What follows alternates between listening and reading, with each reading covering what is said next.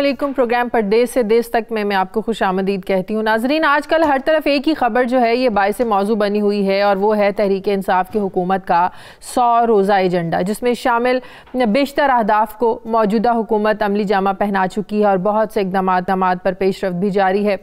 वज़ीर-ए-आज़म इमरान खान ने आम इंतखाबात 2018 में अपनी पार्टी की कामयाबी की सूरत में हुकूमत के पहले 100 दिन के एजेंडे का ऐलान करते हुए ये कहा था कि तालीम, सेहत, मकान, इंसाफ और रोज़गार इनकी हुकूमत के एजेंडे पर सर फहरिस्त होंगे। 100 रोज़ा प्लान का मकसद पॉलिसीज़ को तब्दील करना है। हुकूमत के इब्तदाई 100 दिन इस बात की अक्कासी करेंगे कि पार्टी किस रास्ते पर गामज़र है, इनकी डायरेक्शन क्या है।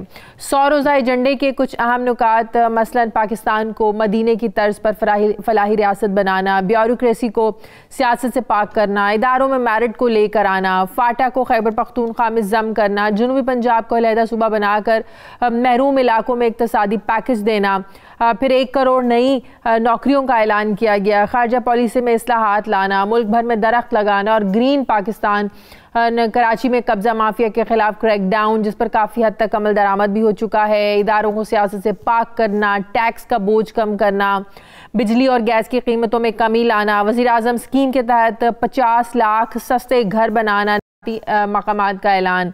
लेकिन सवाल यह है कि मुल्क को मुआशी लिहाज से मजबूत बनाने वाला ओवरसीज़ पाकिस्तानियों का तबका जो दुनिया के मुख्तलिफ ममालिक में मुकीम है, उनके बहुत से मसाइल होते हैं। उनके मसाइल के हल के लिए कौन कौन से ऐसे अहदाफ शामिल किए गए हैं, ओवरसीज़ पाकिस्तानियों को सहूलत फराहम करने के लिए कौन सी पॉलिसियाँ मुरतब की गई हैं और उन पर किस हद तक अमल दरामद हो पाया है। वज़ीर आज़म पाकिस्तान के मुआविन खुसूसी जुल्फ़ी बुखारी की जानिब से ओवरसीज़ की बरवक्त रसाई के लिए कॉल सरजमीन वेबसाइट का क़याम और लाहौर में ओवरसीज़ पाकिस्तानियों की दादरसी के लिए कायम इदारा ओवरसीज़ पाकिस्तानी कमीशन पंजाब किस हद तक परदेस में बसे जो पाकिस्तानी हैं उनकी मुआवनत कर रहा है। इन सब मामलात को आज हम अपने प्रोग्राम में डिस्कस करेंगे और हमारे साथ मौजूद हैं vice chairperson overseas commission Punjab Waseem Akhtar sahab हमें ज्वाइन कर रहे हैं, bureau chief London Ghulam Hussain Awan हमें ज्वाइन कर रहे हैं, नुमाइंदा स्कॉटलैंड खालिद परवेज़ हमारे साथ होंगे और ब्रेडफोर्ड से वक़ार बाबर हमें ज्वाइन करेंगे। तमाम मेरे मेहमानों का शुक्रिया। वसीम अख्तर साहब, मैं आपसे शुरू करती हूँ। वसीम अख्तर साहब, हमारा जो ये प्रोग्राम है परदेस से देश तक, इसमें हम ओवरसीज़ पाकिस्तानियों के जो मसाइल हैं उन पर बात करते हैं और उसमें ख़ास एक जो रोल होता है जिस पर हमेशा हम सवाल करते हैं कि जो भी आपके मसाइल हैं, प्रॉपर्टी से रिलेटेड हैं, कब्ज़े से रिलेटेड हैं, उन पर जो ओवरसीज़ कमीशन का जो इदारा होता है इनका रोल यकीनन अहम होता है और होना चाहिए। लेकिन अब अगर 100 में से अगर 70% लोगों की बात की जाए तो वो शिकायत करते हैं कि ओवरसीज़ पाकिस्तानी कमीशन जो इदारा है ये ताउन नहीं करता है, मासवाए इसके कि एक फॉर्मेलिटी पूरी होती है, शिकायत लिखवा देना, डॉक्यूमेंटेड, लेकिन प्रैक्टिकली उस तरीके से लोगों को हेल्प आउट नहीं किया जाता। अब नई हुकूमत के आने के बाद लोगों में एक उम्मीद सी जागी है कि ओवरसीज का एक बड़ा वोट भी है तहरीक इंसाफ की हुकूमत के साथ, तो उनके मसाइल के हल के लिए क्या खास पॉलिसीज हैं आप लोगों की? बिस्मिल्लाहिर्रहमानिर्रहीम। मैं सबसे पहले बताता चलूँ कि ओवरसीज़ पाकिस्तानी कमीशन जितनी भी ओवरसीज़ की प्रॉब्लम्स हैं उनको डील करने के लिए अदारा बनाया गया है। ये 2014 में ये अदारा तश्कील दिया गया था, तब से काम कर रहा था। तो जब हमारी गवर्नमेंट आई है, जब से मेरी अपॉइंटमेंट हुई है, हमारे पास 100 दिन का प्लान था कि खान साहब का जैसे कि विजन है कि 100 दिन के अंदर अंदर हमने डायरेक्शन क्लियर करनी है कि हम किस हिम्मत काम कर रहे हैं और लोगों के लिए क्या काम कर रहे हैं, क्या डेवलपमेंट्स कर रहे हैं। तो इस अदारे की जो मैंने सारी पिछली इस अदारे में जब मैंने ज्वाइन किया है तो रजिस्टर्ड कंप्लेंट्स जो थी को 15,000 साढ़े 15,000 के करीब रजिस्टर्ड कंप्लेंट्स थी, जिनमें से सिर्फ 4,000 जो के करीब जो सॉल्व हो सकी थी और बाकी प्रॉब्लम्स जो हैं स्टिल वो इश्यूज चल रहे थे, उनके मैटर्स चल रहे थे। तो मैं अपने डीजी साहब के साथ मिलके, अपनी टीम के साथ मिलके बड़ी क्लोजली इसको ऑब्जर्व किया कि वो इश्यूज हमने ढूंढे कि जिन की वजह से से ये प्रॉब्लम चल रहा है कि जो मैटर्स जो सॉल्व नहीं हो सकते।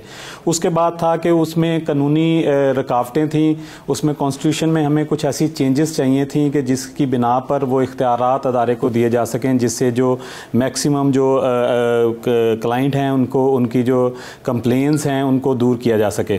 तो सबसे पहले तो हमने 4 वीक लगा के इस अदारे का जितना भी कॉन्स्टिट्यूशन है उनमें जो जो तब्दीलियाँ ज़रूरी थी इस अदारे को एम्पावरमेंट करने के लिए और इस अदारे के लोग जो इधर कंप्लेंट्स करते हैं उनको रिजॉल्व करने के लिए, तो वो की हैं। उसके बाद वो हमारा जो भी हमने वो किया है कॉन्स्टिट्यूशन में तब्दीलियाँ, जनाब चीफ मिनिस्टर साहब और गवर्नर साहब की कंसल्ट के बाद वो अभी हमारा लॉ डिपार्टमेंट में वो चले गई है समरी। तो इंशाल्लाह 1 या 2 वीक में वो पंजाब असम्बली में जाएगी, जिधर से पास होने के बाद वो प्रॉपर तौर पे किस किस्म के ज़्यादा मसाइल का आपको सुनने पड़ते हैं ओवरसीज की जानिब से? देखें जी, इसमें सबसे ज़्यादा मसाइल जो थे वो मोस्टली रेवेन्यू के मतलब हैं, ज़मीन जायदाद के मतलब हैं, कब्ज़ा माफिया के मतलब हैं। दूसरे नंबर पे आपके जो आपके आईटी के शनाख्ती कार्ड्स के और पासपोर्ट्स के इस तरह के मसाइल हैं। उसके अलावा तीसरे नंबर पे पुलिस मैटर्स हैं, वो काफ़ी सारे मसाइल हैं। तो जब हमने टेक ओवर किया है, मैं थोड़ी सी डेवलपमेंट आपको बताता चलूँ कि जब हमने टेक ओवर किया है तो हमने देखा है कि बहुत सारे मामला जो अदालतों में चल रहे हैं तो बड़ी देर से चल रहे हैं।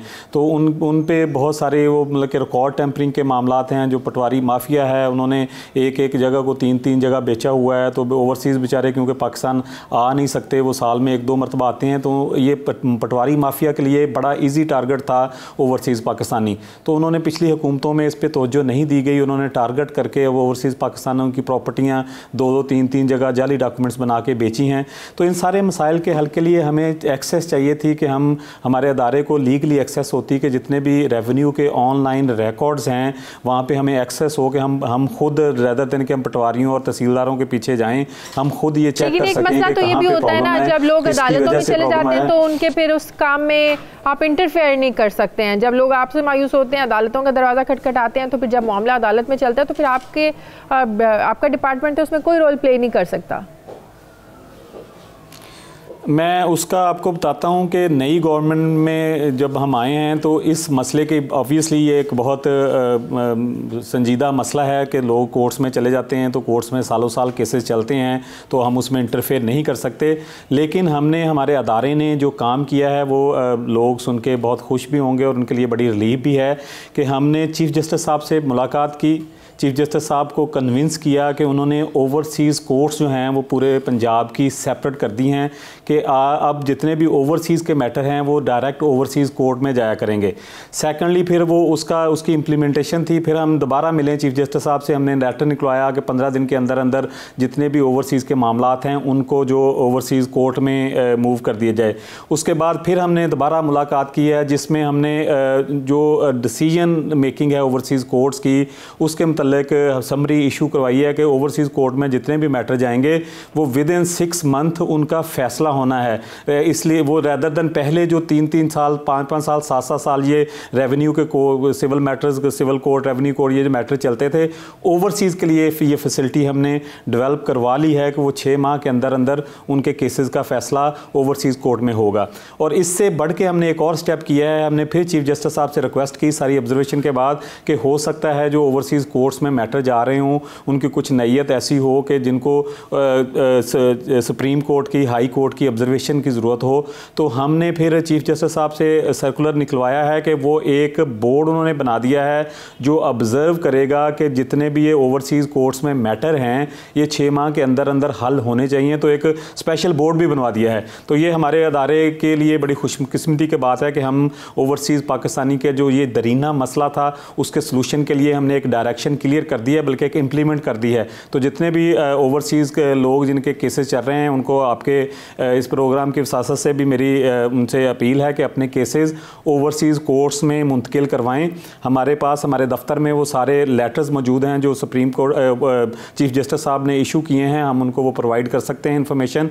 और उन पर क्लियरली लिखा हुआ है कि 6 मंथ के अंदर अंदर ओवरसीज़ कोर्ट उनके मैटर जो हैं वो रिजॉल्व करेगी। और कहीं ऑब्लिगेशन आती है तो ऊपर बोर्ड भी बन गया है, वो बोर्ड को भी लिख सकते हैं ये सारी इन्फॉर्मेशन हमारे ऑफिस में अवेलेबल है। ब्रेक लेने थे, ब्रेक के बाद वापस आते हैं तो लंदन, स्कॉटलैंड और ब्रैडफोर्ड से हमारे नुमाइंदे भी हमारे साथ हैं। उनसे खास पूछेंगे कि नई हुकूमत आने के बाद ओवरसीज के मसाइल हल करने में उनको किस हद तक मदद मिल भी रही है या नहीं। एक छोटे से वक्फे के बाद।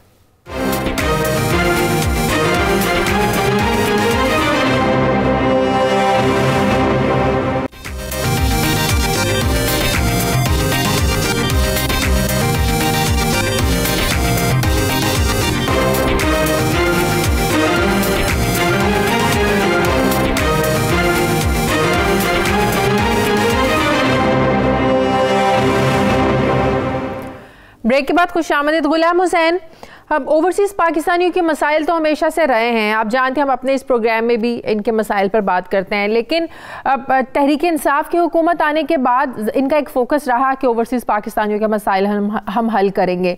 तो उसमें कोई ये 100 रोज़ में कोई तब्दीली आपको नज़र आई जब से इनकी हुकूमत आई है? कोई ओवरसीज़ पाकिस्तानियों के मसाइल को हल करने में उन्हें कुछ रिलीफ मिला?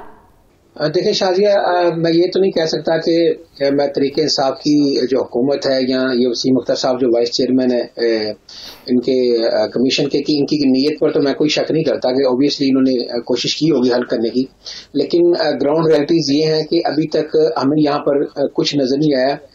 2 रोज कल जब चीफ जस्टिस साहब यहाँ थे तो यकीन करें कि औरतें और कई मर्द जो है वो रोते हुए बिलखते हुए अपनी दरखास्तें लेकर चीफ जस्टिस साहब को मिलने के लिए यहाँ पर मिलते कर रहे थे बाहर, जहां पर भी उनका फंक्शन होता था, चाहे वो मैनचेस्टर में, चाहे बर्मिंघम में, चाहे लंदन में, लोग रोते हुए दरखास्तें लेकर आ रहे थे और हम जैसे जो साफी जिनकी एक्सेस होती है उनसे मिलते कर रहे थे कि हमारी किसी तरीके से ये दरखास्त चीफ जस्टिस तक पहुंचा दें, शायद वो इस पर अमल करें, क्योंकि उन्हीं का ये कहना था कि वो गुज़िश्ता 3-4 साल से जब से ये महकमा बना है वो कोशिश भी कर रहे हैं, वहां पर दरखास्तें भी पहुंचा रहे हैं, तो अभी तक कोई सुनवाई नहीं हो रही।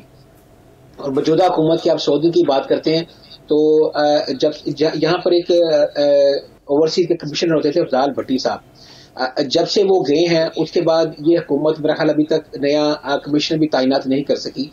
ये वाइस चेयरमैन तो वसीम अख्तर साहब हैं, मेरा ख्याल है शायद इनके पास वो एग्जेक्टिव पावर्स नहीं है जो कि ओवरसीज के कमिश्नर के पास होती हैं। तो अभी तक अगर हम कहें कि ये 100 दिन हो गए अभी तक कमिश्नर नहीं लगा, और जिसके पास एग्जेक्टिव पावर है, जिसने जो मशीनरी है उसको एक्टिवेट करके किसी के मसाइल हल करने होते हैं। मैंने चीफ जस्टिस साहब से सवाल किया लंदन में, मैंने कहा जी आप जब भी आते हैं आपको इतना प्यार देती है ओवरसीज पाकिस्तानी, हर बंदे को जो भी यहाँ पर किसी फंड रेजिंग के लिए आता है, लेकिन मैंने कहा इनके साथ सतीले शहरी जैसा सलूक क्यों किया जाता है, इनको इनके मसाइल क्यों नहीं सुने जाते। इंडिया के अंदर मैं आपको बताऊं कि वहां पर एक कोर्ट्स हैं जो कि हर ओवरसीज जो शहरी है उसका केस उस कोर्ट के अंदर जाता है। जैसे भी वसीम अख्तर साहब बता रहे थे कि इन्होंने जो कोर्ट शुरू की यहाँ तो इन्होंने इसको तशहीर नहीं की, ओवरसीज पाकिस्तानियों को इसका नहीं पता कि इन्होंने जो कोर्स बनाई है 6 माह के अंदर जिसका फैसला होगा, उसमें लोअर कोर्ट्स भी हैं, उसमें FIA है, उसमें हाई कोर्ट है, उसमें सुप्रीम कोर्ट है, उसमें OPC है, OPF है, जितने भी ये फोरम है जहाँ पे ओवरसीज, उसमें प्राइम मिनिस्टर का ग्रीवेंसी सेल है, उसमें ऑक्सफोन है, क्योंकि ये जो OPC जो कानून बना है जो ओवरसीज कमीशन पंजाब, मैं मशावरती कमेटी में शामिल था जब इसकी कानून की ड्राफ्टिंग हो रही थी। एज ए मीडिया पर्सन उन्होंने मुझे भी इस कमेटी में रखा था लंदन के अंदर जब ये कानून बना OPC के लिए, तो इसलिए मुझे इस कानून के बारे में इस डिपार्टमेंट जो फॉर्मेट किया गया है मुझे काफी इंफॉर्मेशन है। हमारे सामने ये चीजें बनी, हमारे सामने ये ड्राफ्ट हुई, फिर पंजाब असेंबली से ये मंजूर हुआ, क्योंकि हम बीइंग ए कमेटी मेंबर हमने हर चीज को देखा और कोशिश की कि जो ओवरसीज पाकिस्तान, क्योंकि मैं भी इसका विक्टिम रहा हूं पहले, इसलिए हमने कोशिश की कि हर जो ओवरसीज पाकिस्तानी है उनके मसाइल हल हो। और आपको पता होगा कि इतना बड़ा एक ये पूरा डिपार्टमेंट है वन क्लब रोड के अंदर वाला ओवरसीज कमीशन का, इतना स्टाफ काम करता है, लेकिन अनफॉर्चुनेटली जो इसका आउटपुट होना चाहिए वो हमें नजर नहीं आया, क्योंकि जिस ओवरसीज पाकिस्तान जो हमारा ये जुल्फी बुखारी की जानिब से ओवरसीज की बरवक्त रसाई की ये कॉल सरजमीन वेबसाइट, इसका क्या मकसद था और ये एक्टिव है, इससे क्या वहाँ के लोगों को फायदा हो रहा है आप लोगों को? शायद ये तो वैसे बड़ा जबरदस्त सवाल आपने किया है। पहले एक बात मैं आपको बता देता हूँ कि उस शख्स को ओवरसीज पाकिस्तानियों का बशीर बनाया गया है जिसको ओवरसीज में आने की इजाजत ही नहीं है। क्योंकि चीफ जस्टिस साहब ने उनका नाम ECL में रखा हुआ है, वो किसी का मसाइल, किसी का मसला समझने के लिए दुनिया के किसी मुल्क में नहीं जा सकते, किसी से पहले बातचीत ही नहीं कर सकते कि उनके असल मसाइल हैं क्या। पाकिस्तान में बैठ के देखिए, उन्होंने 2-3 रोज पहले एक फैसला किया है, मुझे तो समझ नहीं आई, क्योंकि मैंने यहाँ पर पाकिस्तान हाई कमीशन के अंदर भी और भी वजारत दाखिला को काम से मैंने कल भी सारा दिन यही बात करता रहा। उन्होंने कहा जी कि हमने ओवरसीज पाकिस्तानियों के लिए नए को फ्री कर दिया है। मुझे नहीं समझ आई कि उन्होंने कहा जी कि पाकिस्तान आने के लिए पाकिस्तानी पासपोर्ट और जिसके पास जो नेशनलिटी है वो अपना ब्रिटिश पासपोर्ट और पाकिस्तानी पासपोर्ट दिखा के आ सकता है, तो उनको नई को नहीं बनाना पड़ेगा। तो भाई ये भी तो देखें कि पाकिस्तानी पासपोर्ट बनाने के लिए नई को या पाकिस्तान का ID कार्ड होना जरूरी है। इसका क्या मतलब हुआ कि आपने ओवरसीज पाकिस्तानियों के ऊपर एक अजाफी बोझ डाल दिया है। एक फैमिली है 5 बंदों की, वो नाइकोब तो बनवाती हैं, उनको जरूरत होती है, अब कह दिया गया कि वो पाकिस्तानी पासपोर्ट भी बनवाएं। तो अब मुझे देखें कि पाकिस्तानी पासपोर्ट बनाने के लिए नाइकोब तो बनाना ही पड़ेगा, क्योंकि उसके बगैर पाकिस्तानी पासपोर्ट बन नहीं सकता। तो इसका मतलब है आपने एक फैमिली के ऊपर अजाफी बोझ डाल दिया है कि आप नाइकोब तो, क्योंकि नाइकोब के बगैर ये पाकिस्तानी ID कार्ड के बगैर पासपोर्ट नहीं बन सकता।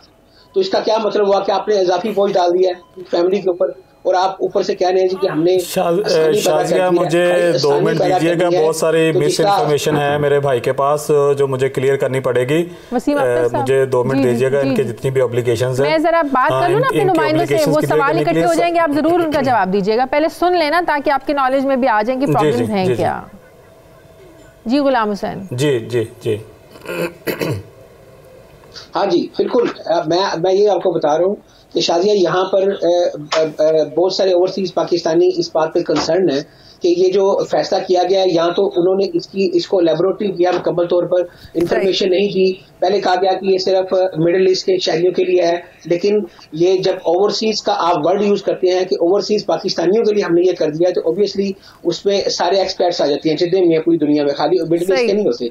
तो इसीलिए मैंने कल पाकिस्तान हाई कमीशन के अंदर, जहाँ से डिपार्टमेंट के अंदर सारे बनते हैं, उन्होंने कहा कि हमें अभी तक किसी किस्म की क्लियर नोटिफिकेशन इस सिलसिले में नहीं आया, लेकिन अगर इस बात को इसी तरह लिया जाए जिस तरह ऐलान हुआ है, तो ये एक ओवरसीज पाकिस्तानी के ऊपर अजाफी बोझ बन जाएगा कि वो पहले नई कॉपी बनवाएं और उसके बाद वो पासपोर्ट बनाएं। ये मसला हो जाएगा। वसीम अख्तर आपको जवाब देना चाह रहे हैं कुछ सवालों का। जी वसीम अख्तर साहब।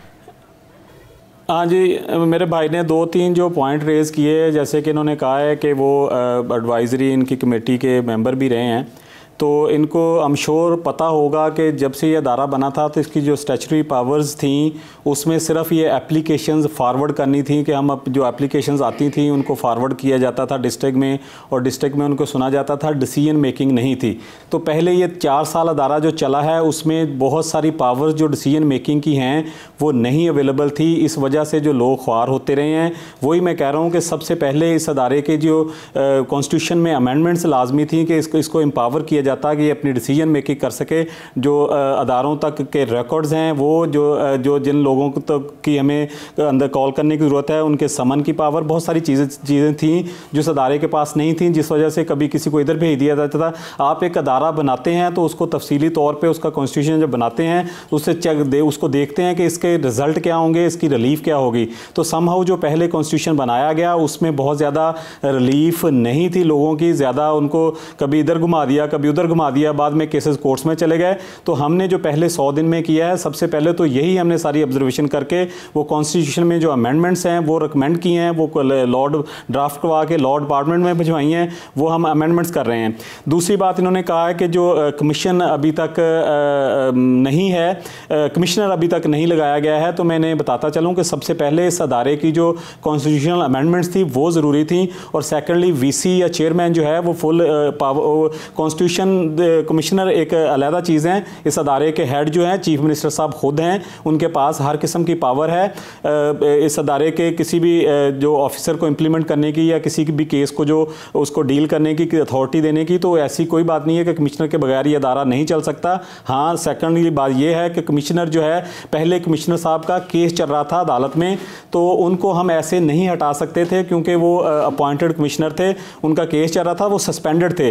तो अभी लास्ट वीक हमने उनका जो टर्मिनेशन लेटर निकलवाया है, जब तक वो टर्मिनेट नहीं होते थे नया कमिश्नर अपॉइंट नहीं किया जा सकता था। अभी 3 दिन पहले वो टर्मिनेट हुए हैं, तो इंशाल्लाह विद इन वीक और 10 डेज जो इसकी सारी हम कार्रवाई शुरू कर रहे हैं, इसको एडवर्टाइज कर रहे हैं, जो नया कमिश्नर बिठाना है तो ताकि अदारा काम कर सके। तीसरी बात इन्होंने जो की थी ये नाइट कोप की, वो भी मैं क्लियर करता चलूँ कि मेरे भाई की समझ पता नहीं किस हद तक है।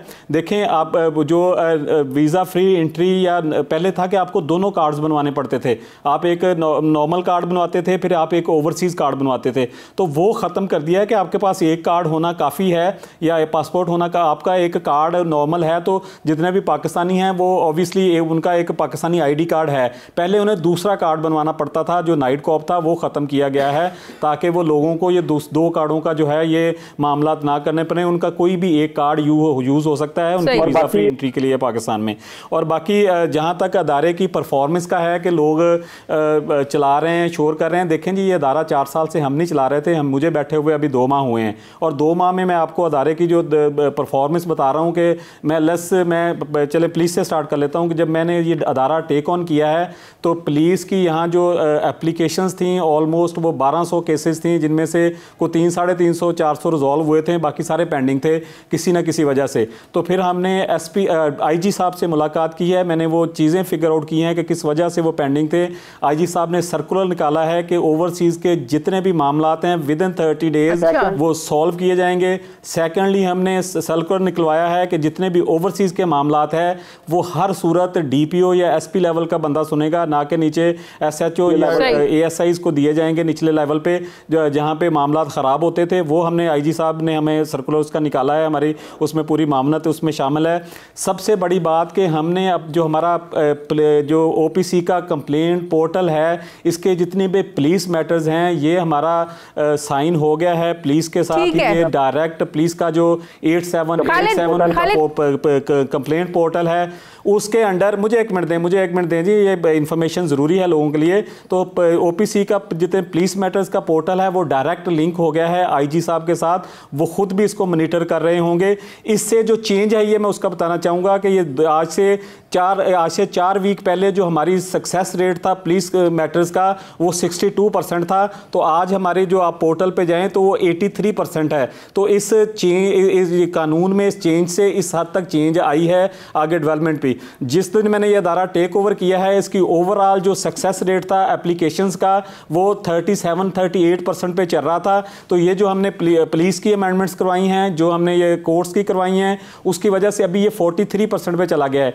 देखें ये मतलब कि क्योंकि कोर्ट के मैटर बहुत लंबे हुए थे, फिर कुछ नादरा के और ID कार्ड्स के मैटर थे, वो हमने IT के डायरेक्टर हमने एक मूव करवा रहे हैं, वो जो स्पेशली पहले 10 साल नादरा में जॉब कर चुके हैं ओवरसीज़, ताकि उनके तजर्बे से वो नादरा के और ID कार्ड्स के मैटर भी रिजॉल्व कर सकें। देखिए हमने एक डायरेक्शन तय, पहले 100 दिन में हमने एक डायरेक्शन तय करनी थी, वो डायरेक्शन तय होगी और आप हमारी वेबसाइट पे जाएं, हमारे पोर्टल पे जाएं, आपको उसके रिजल्ट नज़र आने शुरू हो गए हैं। हमारे पास जो एप्लीकेशंस रजिस्टर्ड हैं टोटल ओवरसीज़ की पंजाब, क्योंकि हम सिर्फ पंजाब को डील कर रहे हैं, वो तकरीबन 16,000 एप्लीकेशंस रजिस्टर्ड हैं, जिनमें से 4,000 के करीब रिजॉल्व हो चुकी हैं, बाकी पे हमने काम शुरू कर दिया है। तो वो प्रोग्राम में वक्त एक ब्रेक का, वापस आते हैं एक वक्फे के बाद।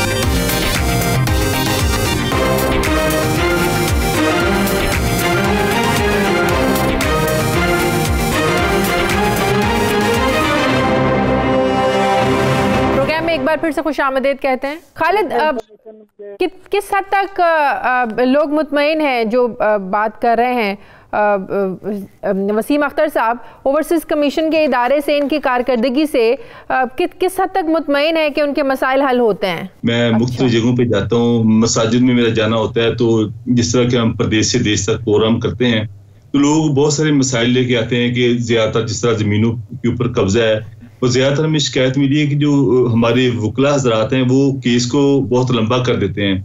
जिससे इन्होंने भी बात की कि जो भी केस आता है वो जब कोर्ट में चला जाता है तो कोर्ट मैटर की वजह से वो आगे नहीं बढ़ पाता। और अभी रिसेंटली प्रदेश से देश तक एक प्रोग्राम किया था जिसमें एक बुजुर्ग थे जिन्होंने की जमीन वहां पर बहावल नगर में थी। वहां पर उन्होंने बताया कि तकरीबन कितने 17 साल से वो केस लड़ रहे हैं, तो अभी तक कुछ नहीं बना। वो इसी तरह जो भी केसेस यहाँ पर स्कॉटलैंड में है, लोग मुख्तलिफ लोगों से जिस तरह मेरी बात होती है तो अक्सर लोग कहते हैं कि अभी तक तरीके इंसाफ के आने की वजह से मेरे को इतना रिलीफ नहीं मिला जो वो एक्सपेक्ट कर रहे थे। जैसा कि ओवरसीज पाकिस्तानी जो इनकी एक्सपेक्टेशंस जो इमरान खान साहब के साथ काफी ज्यादा थी। अब जब हम देखते हैं कि यहाँ पर स्कॉटलैंड में जो जमीनों का कब्जा है और जो मुख्तलिफ मामलात हैं, जब हमने फर्स्ट टाइम प्रदेश से देश तक प्रोग्राम शुरू किया था तो बहुत सारे लोग जो हमारे पास आए। अब जब भी कहीं मस्जिद में जाना होता है कि जब मेरी जाता हूँ तो मुझे लोग मेरे पास आते हैं और प्रदेश से देश तक का सारा ढूंढते हैं।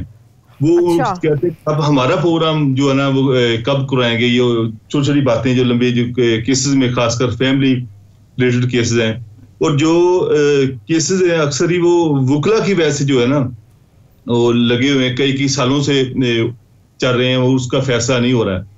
अब जब ऐसे हालात में जो रिसेंटली अभी इन्होंने नाइकोप का ऑफिस इन्होंने खत्म कर दिया यहाँ पर स्कॉटलैंड में, और अब यहाँ सर्विस नाइकोप की सर्विस नहीं दे रहे यहाँ पर स्कॉटलैंड हमारी हाई कमीशन। और यहाँ से इन्होंने रिक्वेस्ट करके वहां से ब्लड फोर्स से इन्होंने महीने में एक बार बुलाया, तो वो सिलेक्टेड दरखास्तें लेते हैं। और उसके अलावा प्राइवेट लोगों ने यहाँ पर शुरू कर दिया नाइकोप का कार्ड बनाना। अब और भी लोग अभी और लोग कंफ्यूज हैं कि ये भी जो भी नए उन्होंने कह रहे कि नाइकोप की जरूरत नहीं है। अब मुझे लोग भी फोन करके पूछ रहे हैं कि नाइकोप की जरूरत नहीं है, ओवरसीज पाकिस्तानी जब जाएंगे ब्रिटिश पासपोर्ट के साथ जाएंगे, अगर उनके पास नाइकोप कार्ड एक्सपायर होगा तो क्या होगा। अब प्रॉपरली इन्होंने उसको एक्सप्लेन भी लोगों को नहीं किया कि इसका क्या जिस तरह करना चाहिए था लोगों को। और दूसरी जब तक जिस तरह कह रहे थे अभी कि इन्होंने ओवरसीज पाकिस्तानी कमीशन ने जो काम किए लोगों को उसका पता नहीं है। जिस तरह अफजाल भट्टी साहब के जमाने में वो उन्होंने लंदन दौरा किया था, ग्लासगो में आए थे और मुख्तलिफ शहरों में गए थे, बाकायदा उन्होंने लोगों की बातें सुनी थी और काफी फंक्शन किए थे। उस तरह ये अभी तक बाहर नहीं इस तरह निकले, लोगों को बताया नहीं कि हम ये कर रहे हैं। जब तक ये सब तक लोगों को पता नहीं चलेगा उस वक्त तक लोग कंफ्यूज ही रहेंगे। अब इस वक्त जो सूरत हाल है लोग रियली मुतमिन नहीं है कि तरीके इंसाफ। आपके पास किस किस्म के लोगों की शिकायत ज्यादा पहुंचती हैं? ज्यादातर जो मेरे पास शिकायत पहुंचती हैं, एक नहीं, वकार से मैं पूछ रही हूँ, वकार से पूछ लो पहले। जी शाजिया, तकरीबन पूरे यूके में केसेस जो है वो सिमिलर ही हैं। मकान, दुकान और प्रॉपर्टी के ही जो है मसाइल यहाँ पे ज्यादा है। ज्यादातर लोगों के जो मसाइल है वो अपने ही रिश्तेदारों के साथ है। जैसे हमारा प्रोग्राम जो है प्रदेश से देश तक, जिसको आप ही होस्ट करती हैं, आप फुली अवेयर भी हो चुकी हैं अब तक कि यहाँ पे जो केसेस है वो ज्यादातर जो है वो लोगों की प्रॉपर्टीज पे कब्जे भी अपने जो उनके करीबी रिश्तेदार होते हैं वो करते हैं। और दूसरी बात जो अभी खालिद परवेज साहब भी और अवान साहब भी बयान कर रहे थे, मैं खुद भी विक्टिम हूँ। इसी ओपीसी में मेरी एक एप्लीकेशन भी पड़ी हुई है, लेकिन उसका जो आउटपुट है वो कुछ भी नहीं है। एक तो लोगों से भी हम सुनते हैं और दूसरा जो है लोग जो है प्रोग्राम में भी आने के लिए बेताब हैं। और पहले तो ये था कि हुकूमत जो थी वो नून की थी, लेकिन उनकी एक्सपेक्टेशंस थी इमरान खान साहब से, क्योंकि ओवरसीज एक बात इसमें ऐड करता चलो कि इमरान खान साहब की हुकूमत बनाने में ओवरसीज पाकिस्तानी की बहुत बड़ी कंट्रीब्यूशन है। उसकी वजह यह है कि क्योंकि ये फाइनेंस करते हैं अपनी फैमिलीज को, और अपनी फैमिलीज को फिर ये इन्होंने बाउंड किया है कि आप जो है इस मरतबा हम तब्दीली चाहते हैं। और ये तब्दीली तभी आएगी जब हम अपने खानदान को, अपनी फैमिलीज को ये कहेंगे कि इस दफा आपने वोट, वो पुराना जो सिस्टम था, लोग जो थे कुछ मतलब पार्टीज के साथ उनकी एफिलिएशन थी बाप दादा की, तो ये वही लोग हैं जो दूसरी पार्टीज में थे और डाइवर्ट होकर तब्दीली के नाम पर ये लोग इस पार्टी में आए। और अगर इनको यहाँ पे इंसाफ ना मिला तो ये बात वाज़ेह है, क्लियर कट है कि तब्दीली जो है अगर इमरान खान डिलीवर ना कर पाए तो उनको बुरी तरह जो है नेक्स्ट टाइम पीटीआई को फ्लॉप होगी ये पीटीआई। ठीक है, तो इस और एक और चीज भी है, अभी तक जो लोग मिला जुला रद्द अमल में इसमें ऐड करूंगा कि जिन लोगों ने पीटीआई को इस होप पे वोट किए हैं कि वो उनके मसाइल हल करेंगे, क्योंकि ओवरसीज पाकिस्तानी थोड़ा सा जो पाकिस्तान में रहने वाले लोग हैं उनसे ज्यादा इसको अवेयरनेस इस वजह से है क्योंकि इन ममालिक में जहां हम लोग रहते हैं यहाँ पे कानून पे इम्प्लीमेंटेशन है, यहाँ पे कानून पे अमल किया जाता है, कानून की पासदारी है, और हम लोग भी ये चाहते हैं और लोग ये चाहते हैं कि इसी तरह पाकिस्तान में भी हो, ठीक है, लेकिन वहां पे डिलीवर नहीं हो रहा कुछ भी, ठीक है। तो इनकी एक कुछ लोगों का ये कहना है, जिनकी उम्मीद है, जो तब्दीली के ख्वाह हैं, जिन्होंने इस वजह से उनको वोट दिया, वो अभी कहते हैं कि टाइम थोड़ा है, अभी तो 3 महीने गुजरे, अभी पटरी पे नहीं चढ़ रही हुकूमत। अगर उनको ये भी है कि अगर पटरी पे चढ़ गए तो शायद उनकी उम्मीदों पे जो पूरा उतरेंगे। जी, प्रोग्राम में एक ब्रेक के बाद वापस आते हैं।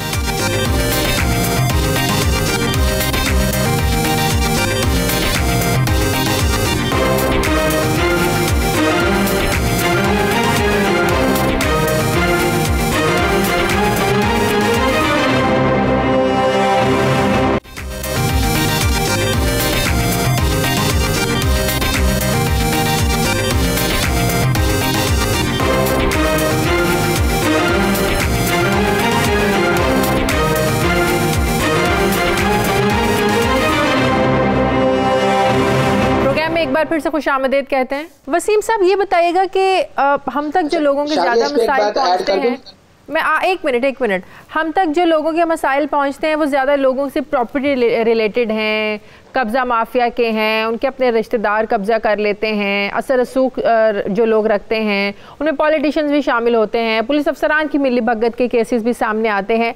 तो ऐसे केसेस से डील करने के लिए ओवरसीज़ कमीशन के पास किस हद तक इख्तियार होता है कि अगर किसी के प्रॉपर्टी पर कब्ज़ा हो जाए, जायदाद पर किसी अपने ने किया है या कोई असर रसूख के ज़रिए हो रहा है, तो ऐसे मामलात को आप डील करने में किस हद तक मजाज है आपका इदारा?